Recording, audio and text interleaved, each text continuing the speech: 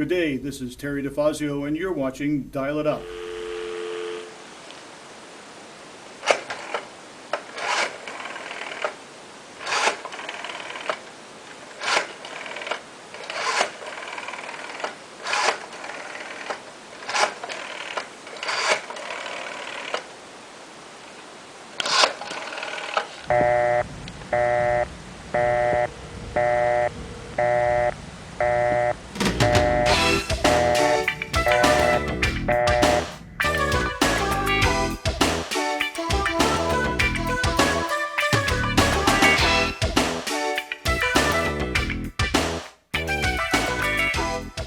Today my guests are from 802 Freedom.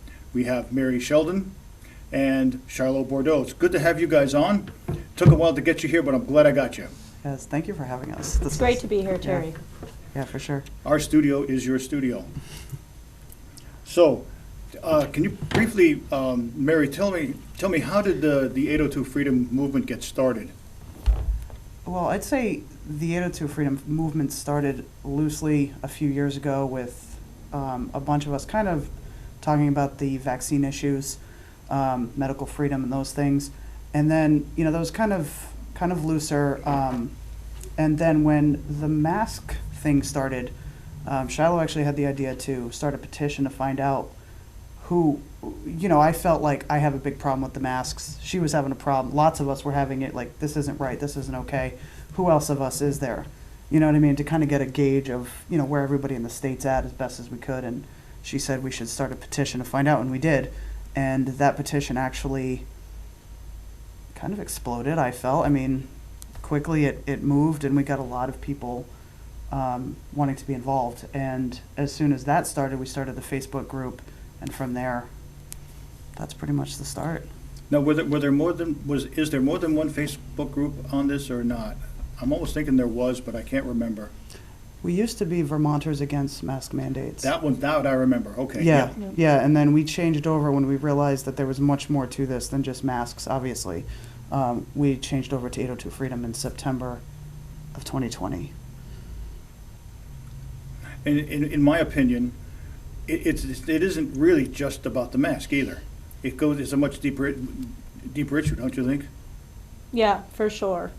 So that's why we figured that we would come up with some sort of name that was more, inclusive to all of these issues that we were finding. But I do think initially for us it was just, how can it be? How can it be that they can tell us that we have to wear something over our face? And then when both of us realized that, we had medical reasons that we actually couldn't do it, it sort of became even more of a problem because then we couldn't get in places and we, we're having a lot of issues with that. So I was like, let's just see, I want to see who else is having issues. Let's start this petition. And like Mary said, it really did take off. It sort of seemed like, we would get like 100 signatures, 200 signatures, and all of a sudden it was like hundreds of signatures. And then we had some local news contact us to do some interviews about the petition as well. And after that, we would get, a big chunk of more people signing on. Yeah. So, and all of them leaving like comments, which was great to read through and sort of see people from all over the state, all Vermonters that were really against it and really had felt, violated by the mandate. There's no doubt in my mind, but that just reminds me of something that I didn't write down. But I remember the hatchet job that WCAX did on you. And I wrote them back, and I railed on the woman that interviewed you. Yes, you did. So I never heard back from them, but I don't even listen. I don't watch that channel unless it's like, say, a national feed for sports or something I want to see. Yep. But if WCX is on, I don't watch it. I mean, they're pretty terrible, and they like the drama. Oh, of course. And they don't just want to report and give a good story. They want something to have drama attached to it. And, the thing is, we got like 700 signatures after that. Right, so yeah, on the petition right away. Them, so, seriously. I mean, they thought that maybe they did good and they sort of made a little dramatic event out of it, but we got a lot of signatures. And I'm sure there was a lot of people that were watching that were like, I feel the same way, And so that's the importance of doing it, and getting it out there is, for those people who are watching and just feel like they're all alone, And then they see somebody on TV who's like, Well, hatchet journalism, I mean, and if somebody hasn't told them this already, it doesn't really fly anymore. I mean, for example, the way I do this show is the same way they do it in Great Britain. When they have questions of the Prime Minister gets the questions so he can actually prepare. Right. So, I mean, and to me, that makes so much more sense, because if you want to have an interview that flows, then you try to make it so that it will flow along, rather than just, try to make your guests look bad. I mean, that's kind of, Right. I mean, that is so childish. Come on. If I could, Yes. I'll interject since we're Yeah. saying this. I've said this before, but for the record, it was supposed to be both of us doing something similar like this. Yep. And at the very last minute, I signed on to the Zoom, and she couldn't They get shut on. me out. And they're like, yeah, well, it's just you, only the person who got the link. And I'm like, no, there's supposed to be two of us. And even someone in the background was like, I think there's supposed to be two of them. Both of our names were on it. It Yeah, said on the- Mary and Shylo. And so we had sort of beforehand talked about possible questions they might ask. And she had certain ones she was going to be ready to answer, and then there was ones I was going to be ready to answer. And they pretty much hit her with the ones that I was going to take. So They also didn't prepare. They didn't yeah, send us no, questions. they didn't send us Yeah. any questions. And it was a situation of like, oh well, Shiloh's not here. We're good. You're going. Good. Yeah. 3, 2, 1, go. And I'm like, It was a setup. it Oh, was yeah. It was a setup. Yeah. I still Well, haven't watched it. I've not watched it. I did watch it, and it was horrible. Yeah. Like I said, I don't feel compelled to email or write when something irks me like that, but this one really did. And like I said, they probably didn't pay attention, but it doesn't matter. They heard from somebody. And by the way, when it comes to these mandates, I was just remembering something that I read quite a few months ago. Stamford, Vermont. Remember them? Yes. They said, we're not going to abide by this. And I don't know where that ever went. I never heard anything more about it. Do you guys know anything about that? I think you would know more about that. Yeah, I know about that. Like the end of it. Right. So that was actually, it was pretty exciting to hear that, I watched the select board meetings that they had and what they were presenting, and it was nice to see a conversation happening locally about it and people standing up. But I think that, the issue came with when they decided that they were going to hire a lawyer to sort of solve the problem. And so when the problem is with the state, and then you hire a attorney that works for the state and is licensed through the state, they're not going to fight the state for Oh, no, you. of course not. So I think that what went on there was that's what happened. And so they ended up, I don't think fighting it at all, because the lawyer said that Scott's orders stand. And so I think it really didn't go anywhere. Oh, so the town had to abide by it? Or did they just say, hey, because they said they weren't going to abide by the mandates? The last that I knew, Scott was thinking about bringing up a case against them. Oh, okay. And I don't know if anything ever progressed with that, or if it just sort of petered out, is what it seems like. Mhm.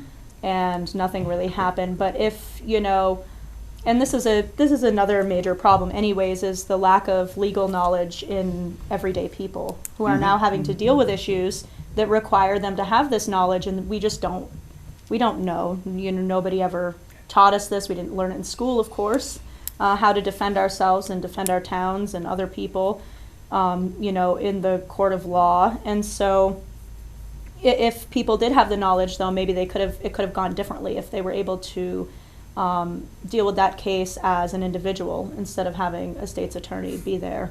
And obviously the state's attorney didn't even want to be there because she knew she couldn't do anything because, she works for the state, licensed through the state. Yeah, that's a no-win case right there. Yeah. You would have to find somebody that isn't hired by the state Yep. in order to fight that. That's funny. I never heard whatever happened to that. Yes. So, And Well- if you've ever seen how legislation is written, especially on the federal level, you'll know why they want it that way. It's so they understand it and you don't. yes, That's exactly with the case. everything. Yeah. Here's a case. During the 2006 senatorial election between Bernie Sanders and Richard Tarrant, Richard Tarrant kept railing on Bernie about this one specific issue. And finally Bernie said, okay, you want to know? Today's your lucky day. You're going to find out why I voted no on this. Because it was 4 pages in a 44-page bill. And the rest of the bill was horrible. That's why I voted no on it. And that's the way they write these things. And I find that very distressing. It really is. We actually had a trip one time before 802 Freedom really started, and me and Mary and I had actually just met, and we were going to the State House. And one of the representatives there said that basically there's just people who have all the time and all the money to sit around writing all of these bills. Mm-hmm. And that, I was like, what? It doesn't seem right. A bill is supposed to happen because there's a pressing need and people are involved in saying, you know, we need this change, and directly, not bills are supposed to happen and then sort of, oh, let's let people read these bills they can't even understand and make them think that they have a say and then sort of just pass whatever we want. I know. It's definitely a broken system. Yeah, I fully agree. If you ever want to drive yourself crazy, read the U.S. tax codes.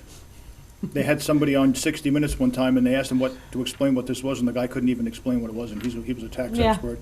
So, what progress have you guys made in the 802 Freedom Movement so far? I'll go with Shylo this time. All right. Well, I feel like a lot of progress has been made. I actually feel like time's gone by really quickly. Doesn't feel like, you know, it's been over a year, but. You know, initially we just, like I said, we were just starting with the petition, and then we did the Vermonters Against Mass Mandates and started that Facebook group. And then when we decided to switch over to 802 Freedom, you know, there was a little bit of issue actually, you know, with switching over. Some people wanted to keep the Vermonters Against Mass Mandates. Some people thought that we needed to be more inclusive. And we opted to go with 802 Freedom. And Mary actually started working on a website, I think was right around that time. Yeah, September. And so it actually it's a really awesome website, and it has a lot of different functions on it. And basically, aside from the Facebook group, which has grown like exponentially in members and is very active, this website is not owned by Facebook. And so it's like sort of our own platform that can really be utilized for people to put their work on. You know, it's up to, you know, Mary managing it, so you know, things are not going to be censored if somebody wants to write a blog piece. And there's also areas where people can communicate back and forth on the website, sort of like Facebook groups. We've also, you know, held several events that have been really successful, and we've had several call to actions where people have needed help with certain situations, whether it's vaccine or mask or schooling or anything like that, where people will reach out, and then a plan is sort of formulated to help them. And then we reach out to all of our members to say, you know, if the individual who wants help is okay with that, to sort of, you know, rally the troops on getting these people help, because there's been a lot of really tough situations over the past year. Yeah, there has. Oh, definitely. Where do you guys see this 802 Freedom Group moving? In what direction do you think it's moving, or should move, or has moved? I'll start with Mary. So this question actually comes up a lot all the time, and I think it is a little bit confusing sometimes what 802 Freedom is. And ultimately, 802 Freedom is a network where it's a patriot network, you know. So you can come to 802 Freedom and you can find people, you know, that are on the same side as you. You know, a lot of people think they're alone, as mentioned earlier. So that's what I see 802 Freedom doing. You know, I don't think 802 Freedom can function as the end-all be-all, or the, you know, the main group that does everything, because there's so many tasks to be done, but there's so many different points of view and thought processes. And, you know, there's a situation right now where an event was canceled for what I think is a good reason, canceled for regrouping. And there's been this uproar online about, well, it shouldn't have been canceled. That's a dumb reason to cancel it. You shouldn't, da-da-da-da-da. And I forget the point I was going to make with that, but well, that's the 24th of July event, correct? Yeah. I read about that. Can you explain exactly why? Because I don't know all the reasons, but I have to tell you, that whomever organized it and canceled it must have had a damn good reason, and I would support whatever that was. Can you explain that to me? Because I don't really know the reason. Yeah, so May 15th, we had a 802 Freedom Picnic. We had... Oh, yes, someone got assaulted. 3 people got assaulted. Okay. Now, previous to that, there had been events. I don't believe that the 15th was an isolated incident. There was it July 2020, the police rally that was... The police rally. Interrupted and instigated by another faction. There was the December 2020 Trump rally at the Capitol, and these are all at the Capitol. where a young girl spit on An elderly old man. yeah, I wasn't there, but you were. And then we've had events, I think, too, previous to May 15th, where they started harassing our kids. Like, we're having a picnic on the State House lawn, and these people come up and they're yelling at our kids. You know, we have a group of all of our kids hanging out together, 5, 6, 7, 8, 15, whatever, like, and they're harassing, flipping them off. And now that's not a violent situation, but it's still aggressive. Those are little kids. So these kinds of situations have happened already previous to May 15th. And I believe the girl who got hauled away by the police in December 2020 at the Trump rally was not charged. I don't think there's been any charges brought at all on these people. Yeah. And, the behavior that I witnessed on the 15th, because I was sort of watching, my kids were around, so I was mostly watching them. And before these people were assaulted, the people who assaulted them were actually around the kids. And I recognized them from, there had been a rally just before us. John Clark was having a rally, and so I know that they were there sort of disrupting with their music. And I recognized them from the previous times we were at the State House. And so I said, I'm going to keep a close eye on this. And other parents did too, and we all sort of moved in that direction. Once we did, they left. And, I just got busy with kids, so I wasn't really, paying attention to where they went. And where they did go was they ended up going to the other side, and they looked for where there wasn't very many people. And to me, that's just seems like predatory behavior. First you're going for the kids. When you couldn't get the kids, you go on the outskirts where people are not in the main group, where it's a little more secluded. And they were, there was one elderly woman who was actually just a bystander of the whole thing, and was witnessing the assault and everything, and went to get her phone to just sort of film it. She wasn't even in the argument, and she got pepper sprayed. She's 70 years old. And after that, it was a lot to process, and I was really concerned about going back to the State House. I was waiting to see how things would end up, through the court system and all of that. And it does not seem, at this point in time, like it's actually safe for, I think, families to go there. I think if adults wanted to organize something and go, and certainly if people decided they wanted to bring their children, I'm not going to make anyone else's decisions for themselves, but I just feel like at this time, it's too difficult for me to go with my kids, watch them, and make sure that somebody's not going to come along with a sign and beat on somebody or pepper spray them, Mm-hmm. Wouldn't you think that any public event which is supposed to have police there, that the police would be present? You'd think. Well, that is probably a whole other show. Yeah, no kidding. We will have to do that then, because We should. I want you guys to come back. Yes, we should definitely talk about that further, because there's actually a lot of issues with that, and there's no protection for us at the State House currently from any type of police situation. We would have to hire our own private security, which is out of our budget right now, and is another thing that we have to think about. But a public meeting, for example, I know years ago, I and a couple of other guys tried to organize a small dance. Yep. And if you allowed the public to come in, you have to have a cop or two. Yep. Whenever I used to go to the nightclubs I used to frequent years and years ago, there was always a cop or two around. That was the law. Yes, I was told by someone from the Montpelier Police Department that they were really sorry that there was not, that they don't have anyone to cover us. They only have 2 people on. So they would usually send 2 officers, but then if they send them, then there's nobody sitting back at the station to take calls. So it's a understaffing issue. But when it comes to disrupting, remember the rally we had down here on Main Street? Yes. I think, was it March? February, March? February, Yeah, we couldn't even have a peaceful little, demonstration there without somebody cranking up music and yelling insults at us. Yeah, and I got snow thrown at me, and my baby was on my back, so I was like, this is ridiculous, Yeah, the police did come, though. They did come. The Yep. police did come, and they said that there's actually been a lot of issues with that individual, so it wasn't just us. And it's usually not. I won't say what I could say, so we'll just we'll move We'll along. scrap that. We'll move along now, yeah. So this plays into my next question: is what resistance have you butted heads with? Who have you butted heads with, and what sort of resistance have you had so far? You want me to take that? You could take it, Mary. Excuse me, jeez. Well, besides some of the things we've already mentioned, like with WCAX, and the incidents previously mentioned, I have to say, with our events and, you know, things like that, we haven't run into too much other resistance. But I'm gonna say that a lot of our resistance comes from the inside. Mm-hmm. I want to be very, you know, I've thought about, should I say that? Because I don't want to make us look, but it is what it is. There's a lot of resistance, and again, like with the 24th event being canceled, tons of uproar about that, and it's like, we're supposed to be supporting, this is what we're here for, is to support each other.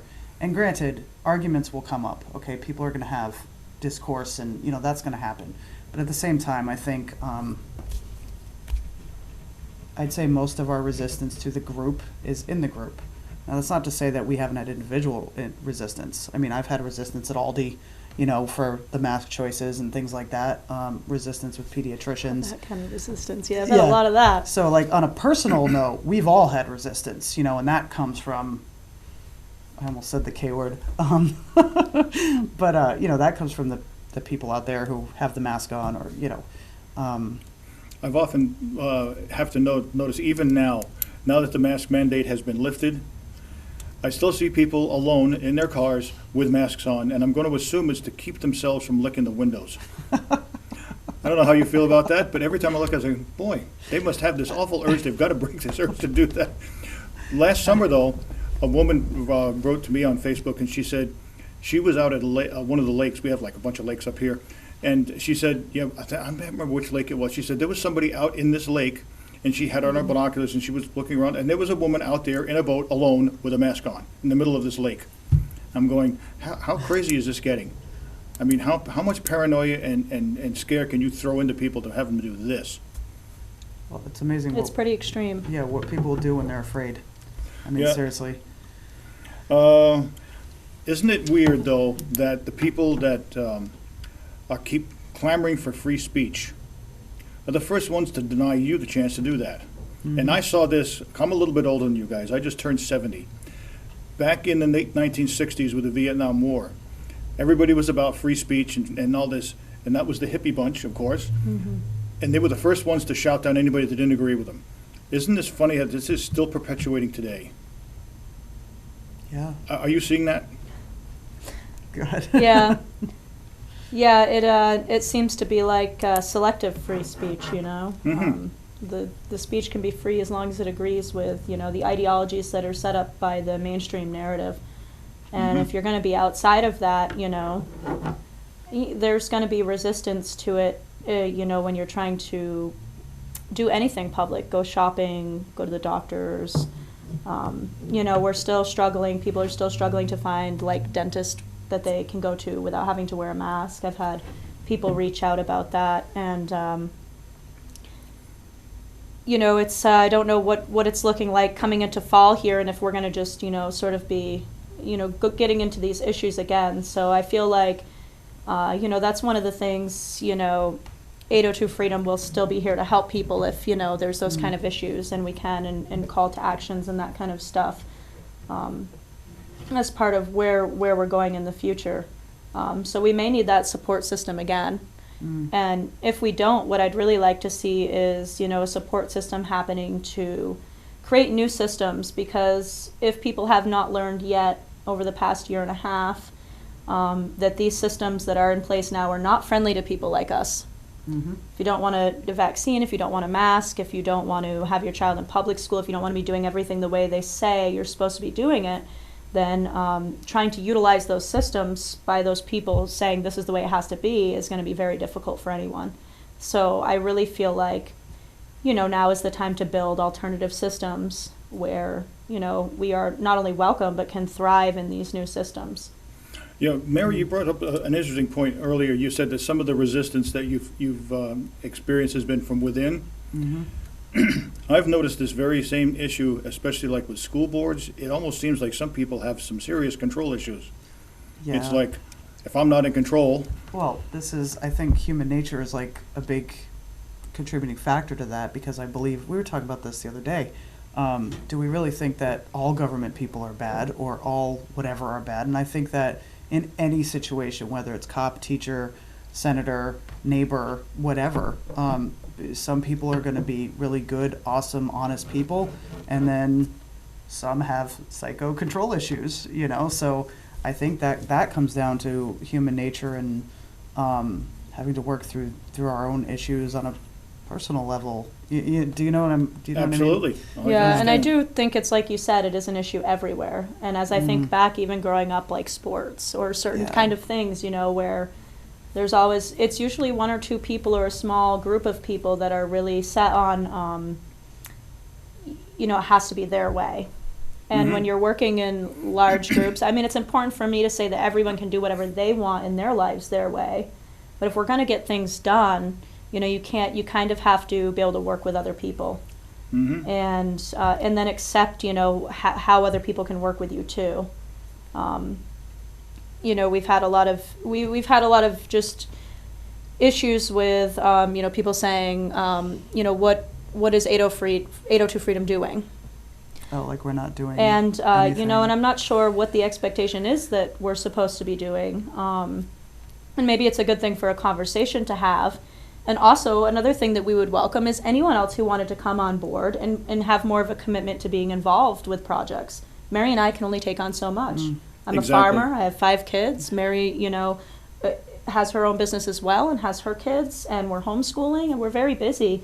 So, you know, what we can put on our plates is just going to be that, and we can't do all sorts of things, but you know, we can certainly help in these platforms that have been created, the Facebook, the 802freedom.com, the newsletter that goes out, being on the email list, the call to actions. These are all things that people can really utilize. But we have to make sure that we are taking care of ourselves and our own lives so that we're not in a state of struggling, because then how could we help anyone else? So I think it's just really important to note that, you know, that we do have lives, and while we're really committed to it, there's only so much we can do. And we welcome people that want to, you know, come on and write a blog post for the website. Yeah. Or, you know, if somebody has something that's really piquing their interest and thinks, why isn't 802 Freedom doing this? I would just say, why aren't you doing this? And how can 802 Freedom support you? You know? Exactly. A person should, in my opinion, after they ask you, what are you doing, say, oh, I would like to try this. How can I help? Yes. Because I know my own limitations as well. Yep. I'm going to put the 802 Freedom website address up on a panel before this ends, Nice. so everybody knows how to get in touch with you guys. Nice.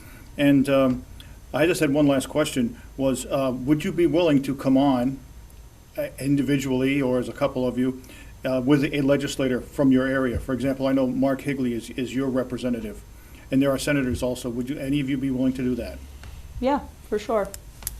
Because what I've found with all the legislators, most all the legislators I've known up here, with the exception of 2, they're all very sympathetic Right. to the 802 Freedom Right. Movement. There's only 2 that aren't, and I can mention them later, if I can. Maybe they want to come on. I mean, yeah, I mean, I think discussion and opposing, I think it's good to have these discussions. You know, that's kind of one reason why we started was, yes, let's talk about masks. You know what I mean? No, let's talk about medical freedom. We need to get it out there. And if you disagree, well, tell me what you think. You know what I mean? And I think it needs to be, well, how can we make this work? You know what I'm saying? As opposed to, I hate you, you're a grandma killer, or, you know, you're killing people because you don't vaccinate. Like, no. I think that the division really needs to stop, because it's Yeah. keeping us from moving forward. So it's not healthy. It's not productive. No, you're right. And You're I right. think that, you know, we're not all going to believe in the same things. We don't all have to. You know, but we have to allow people to believe in what they believe in and live their life the way that they see fit, you know. This control over everyone else's life is just really a big problem. Yep, I call it neoliberal fascism. And I've said it many times, as you guys have probably noticed. Yes. I'm taking this opportunity to thank you both for coming on. I hope you will come back. I want to keep this thing going. I think it's a very good movement. So, from the bottom of my heart, thank you both. Well, thank you too, Terry. Yes, thank you. This is Terry Difazio for Dial It Up, saying, if you don't like the answers, don't bother asking the questions. We'll see you.